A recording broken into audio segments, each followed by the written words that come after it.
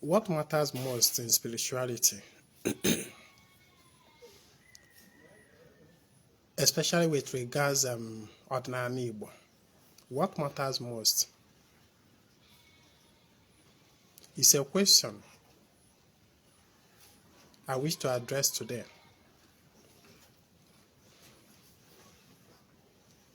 In anything you are doing in life, even in business, in relationship, it is not always about having your hands on many things at a time. It is not always about having your hands on many different things at a time. For example, you are in business, you are still growing, and you want to be doing this, you want to be doing this, you want to be doing that at the same time. That is not the best. The best should be know where your strength lies and maximize it. Focus on it. There is power in energy focusing of energy.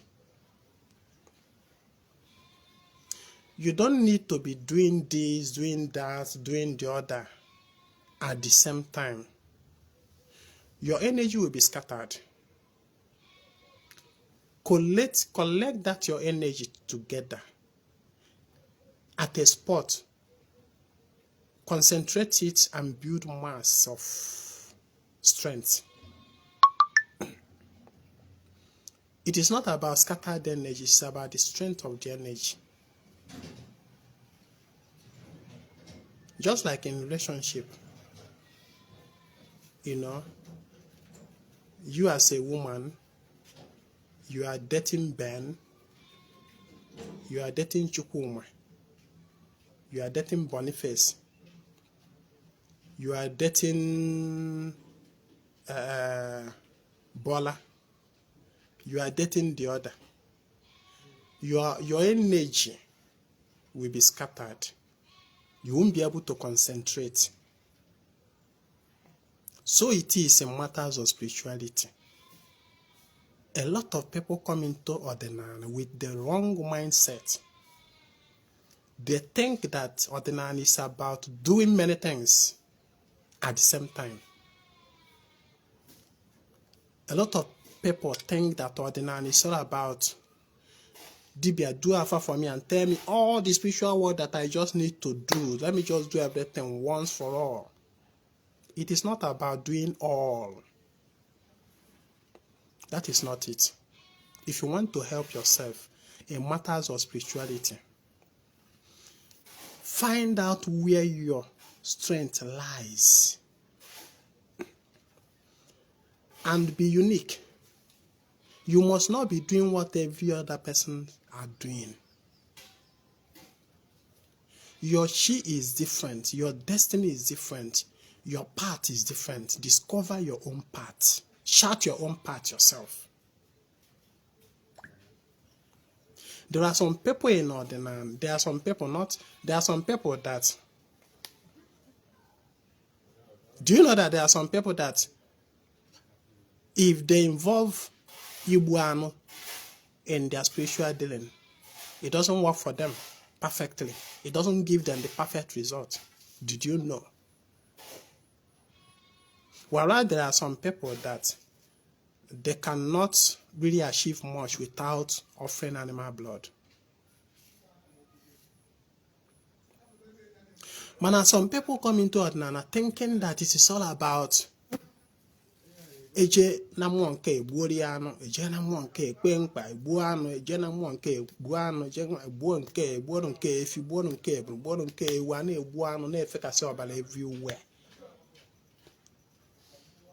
Some people think that, to make it in ordinary, it's all about doing big, heavy sacrifices.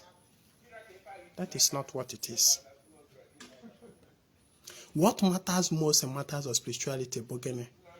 Consistency and the maximizing of opportunity. Just like you are in business, it is not about ni na azụ afịa nka, ị na-azụ afịa nka, ị na-eme nka, ị na-eme nka. Among all those areas, which one is where your strength lies most? Focus on it. Give it all your attention. Let all your energy be gathered on it. And you see yourself making way for yourself through there. Ejili ime everything will abụọ ọgaranya. Ejili ime everything will succeed n'ife mmụọ. What matters most in matters of spirituality again is consistency. Consistency. Nwanne, ọ bụrụ na ọ bụ ịdị na-awaruchi gị ọjị every morning, every day, bụ ife uche gị mmụọ gị chuzuru.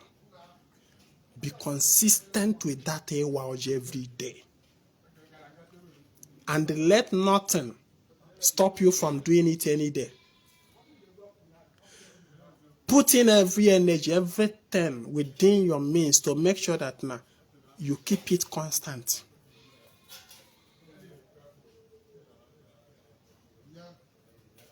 Ọ bụrụ na ọ bụ ịdị na-amaruchi gị nzu every day bụ ife ị chuzuru.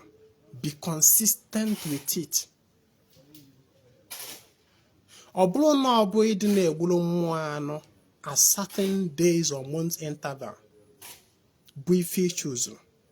And on a we may if when they be consistent with it. You must not do everything. It is on the bid to do everything. No, every time it is not about getting no. That is not the spirit of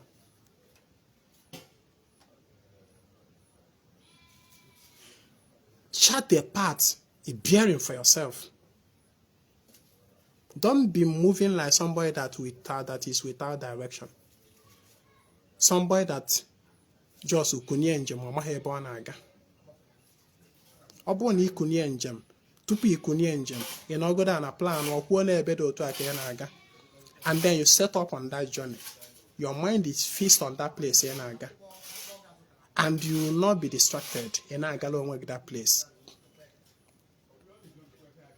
Stop doing everything. I keep saying this.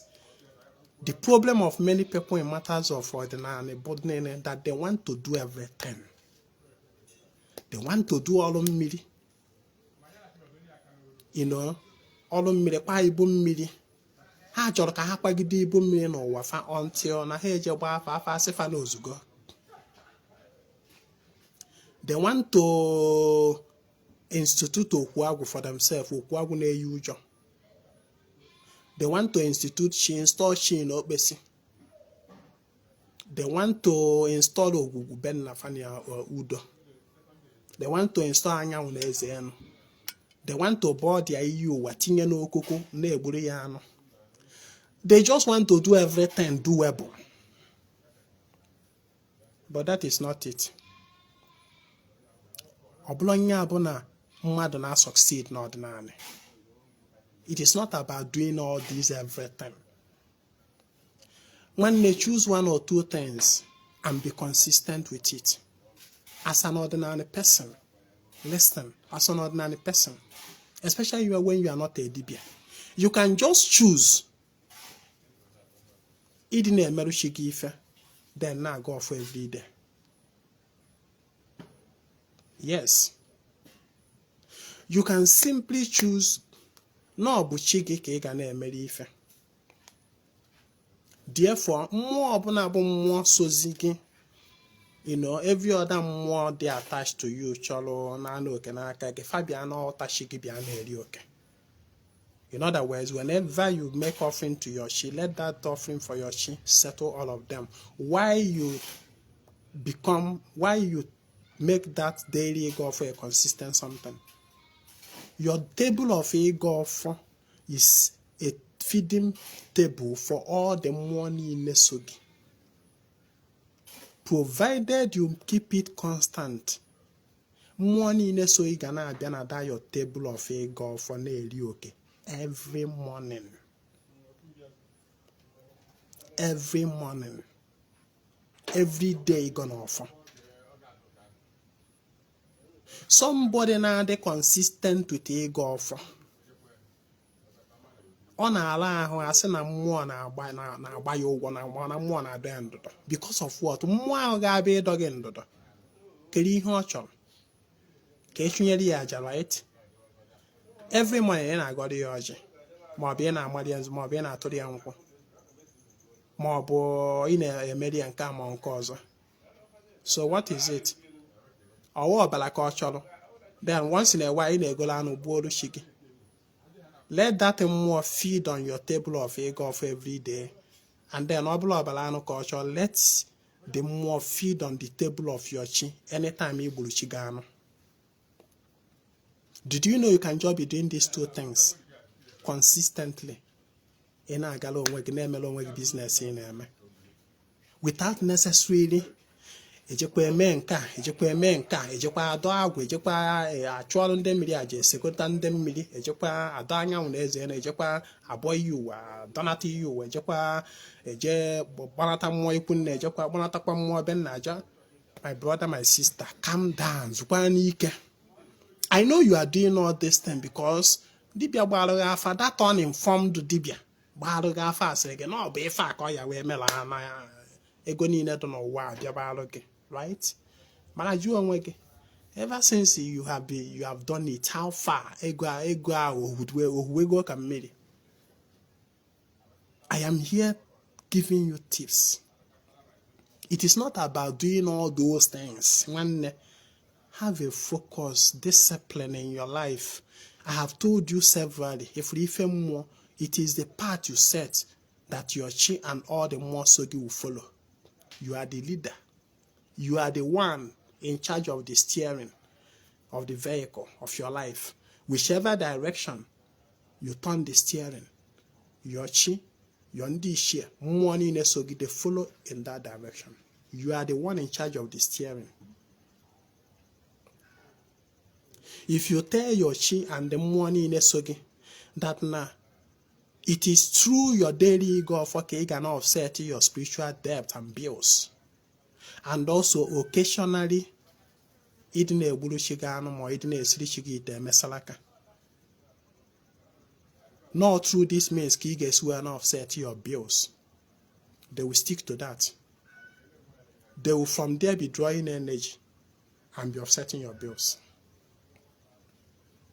Emanandibo, that is why ndibo abia fana enwe obi efu alu obi. Then I just adore Okuana. Once like that, once in a year or thereabout, a gole or golebum, go to see your cocoa, a jane Okuana about Godolu money none at that time. A jane Okuana dear, Godolu money in a machi, Madonina, none at that family, including the man of the house, his wife, his children. Eje no Okuana dia golewu ofuewu godolana godol ndị share na mmụọ niile concerning that family.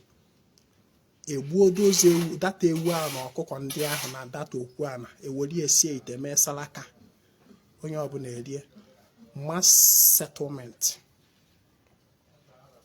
Emekwe onye ọ na-agbala onwe ya mgbe efu nke nwoke ọnụ ọrụ ugbo ka ọ na-akọ kọlụkwa ọrụ ugbo na-agala onwe ya, nke nwaanyị na-ekwa nke ọ na-eme. Mmadụ a na-eme nke ọ na-eme anọ enyekwa mmụọ mmadụ a na-agbakwa mbọ. But our generation bụ that generation ga like ka egegolu ewu na ọkọ niile dị na-apịagbuolu mmụọ ka mmụọ jeweziere mmadụ ozi ka mmụọ that one ị kwesịrị iji aka ojeme ka mmụọ jiri aka bịa merụ gị. Echiche anyị kwesịrị ichere onwe gị wee chepụta atụmatụ ị ga-eme apply ka ego wee bịa. ị chọrọ ka igbuoro mmụọ anụ ka mmụọ chieru gị data echiche tụpụtara gị dị atụmatụ jikwa n'aka wee kpatara gị dị money. That is what you want, and that is why you want to do everything. Dibịa gbara m afa ka mmanụ nke ka fọrọnụ ya bụ mmelani ya ka ọ bụrụzie mmụọ ga na-echeru m echiche, ka ọ bụrụzie mmụọ ga na-agbalụ m mba alụrụ m ọrụ ka ego na-abịazi ka mmụọ na onwe m na-erizi. That is what you want, and that is why you want to do everything. No, meelu mmụọ nke ị ga-emeri ya, then put on your thinking cap. Think, tụpụta atụmatụ, think out solution, think out ideas, and apply them to make money. Na mmụọ ya emerụ nke mmụọ ya emerụ gị, mekwaziere nke mmadụ ya emekwalụ gị. Meelu mmụọ nke ị ga-emeri ya, then mee nke ị kwesịrị ime dị ka mmadụ. That idea, that mentality of I want to do everything, trash it. I've been saying it. Trash it. And the other discipline all your life like this, for that na mgbayeri, oke mgbayeri ga-ebenata na ndụ gị. Ọ bụrụzi nke every time ị na-achọ dibịa ya gbara gị afa. Ị na-achọ dibịa ya nenelu gị ife ya echekuru gị ife. Because what you keep looking in the chambers of dibịa maka ịgba afa abụ ka ị marụ ife ka fọrọ na ịka ya eme. Ya bụ imela anya ka mmụọ bidozie echeberu gị echiche, ka mmụọ echiche kwesịrị na-echere onwe ka ọ bụrụzie mmụọ ga na-echeru gị ya. Aka aja kwesịrị ịdị na-eme ka ọnụ gị wee na-aba mmanụ. Ị chọrọ ka ọrụ mmụọ ya na-emerụ gị tata aka aja ọnụ gara wụrụzie mmanụ. No, it is your aka that must be aja, and then your mouth will be able to eat something. But you want mmụọ to do everything for you. Dibịa gbara m afa ka mmadụ ihe ka fọrọ nọ. Dibịa o ji wee na m emecha n'ihe niile yet na o nwere ihe na-aga aga. Ọ bụla ọbanye n'imecha n'ihe niile. Chart a path for yourself. Chart a path for yourself. O nwere ndị ọ bụ na nke fa bụ mmiri. Mmiri. Their own dealing is about mmiri. Ụkwụ anaghị akọ ha na mmiri. Their relationship with mmụọ is about imerụ ndị mmiri ife. And they are consistent with it. Mgbe ọbụla efu nọ ya na onye ọgba gị na ya na-achụ aja ọ mmiri. O jenye ndị mmiri oke. O mee salaka, mee nke a, mee ịmago nwanne. Be focused. Be focused. It's not about doing everything. Stop running helter-skelter and build your energy. Build your energy. Channel your energy right. I have told you several if for the rays of the sun, it is scattered. Manon will lens, converging lens here will channel what the energy of the sun to a particular spot in a paper. If we are that ray of the sun, we ignite fire in that spot of the paper because of focusing. When your energy is scattered here and there, you achieve little. And don't be pressured by the society. Onye nke anụ anyị bịata na social media ife nwa na-afịọ. Onye nwa na-asị gị o ji wee bụrụ na na-egburu mmụọ efi every day na ọnya mere ife ji agara ya ọfụma ngwa na onwe gị chọọ ka ije gbuwere mmụọ efi every day. Onye nwa na-asị gị that na every month na anya wetebe afọ ha ka this whole na-agwụ manụ ọ bute ngwongwo na ngwongwo kwakọju eje tinye na mmiri na ọnya ahụ nke na-agara ya ngwa na onwe gị chọọ ka ime ya. Ngụ na onye ahụ na onwe nwere ofuchi. Do you have the same destiny? Try to find out your own path. I have to stop here. You met ozi apinye aka na share button. Cheta na obi anyị ebe anyị na-eme saraka every nkwọ. Saraka ndị mmiri maka ndị nwere mmasị isonye. Ichi ise na ya saraka anyị na-eme every nkwọ. Chat me on WhatsApp 08032477868. My name is Ezinwa Anedo. I come for the total restoration of ordinary omenala Igbo. Kemesiano.